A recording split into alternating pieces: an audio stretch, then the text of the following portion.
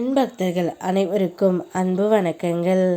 என் அன்பு குழந்தையே, சந்தேகமே வேண்டாம். இந்த பதிவு உனக்காக மட்டும்தான்.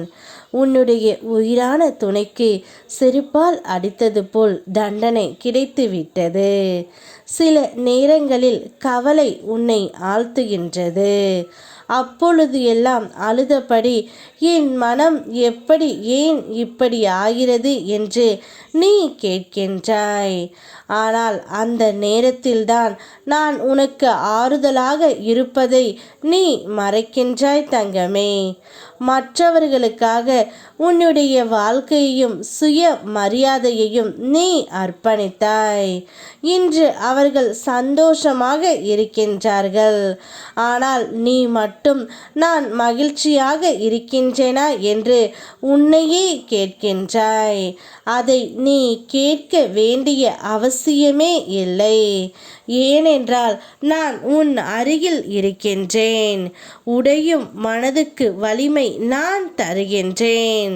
தாங்க முடியாததை என் தோளில் வை என்று சொல்கின்றேன். நீ மெல்ல எழுந்து நிற்கும் நேரம் வந்து கொண்டு இருக்கின்றது. உன்னுடைய நன்மை வீணாகாது தங்கமே. உன் வாழ்க்கை என் பாதுகாப்பில் உள்ளது. இனி நீ வாழ வேண்டியது பிறருக்காக அல்ல, உனக்காக. நீ இத்தனை நாட்களாக உன் துணையுடன் வாழ்ந்து வந்தாய். இருந்தாலும் உங்கள் இருவருக்குள்ளும் சண்டை அதிகமாக வந்து கொண்டே இருந்தது. ஒரு கட்டத்தில் நீங்கள் இருவருமே பிரிய வேண்டிய சூழ்நிலையும் ஏற்பட்டு விட்டது. பிரிந்து இருந்தாலும் நீங்கள் ஒருவரைக்கொருவர் நினைத்து கொண்டும் இருந்தீர்கள். இருந்தாலும் உன்னுடைய துணை நீ மட்டும்தான் அவரை நினைத்தாய். ஆனால் அவர் உன்னை நினைக்கவே இல்லை என்பது தான் உண்மை தங்கமே.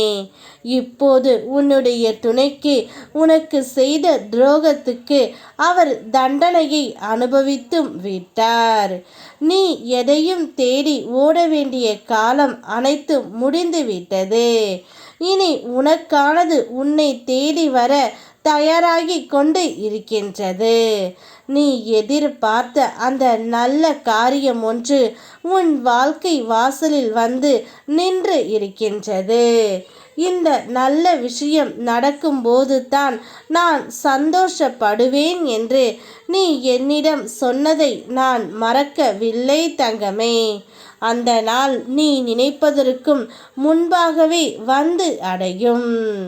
உன் மனதை மகிழ்விக்கும் அந்த நிகழ்வு உன்னுடைய வாழ்க்கையில் நிச்சயம் நடக்கும். ஆகையால் மனதை தயார்படுத்திக் கொள்.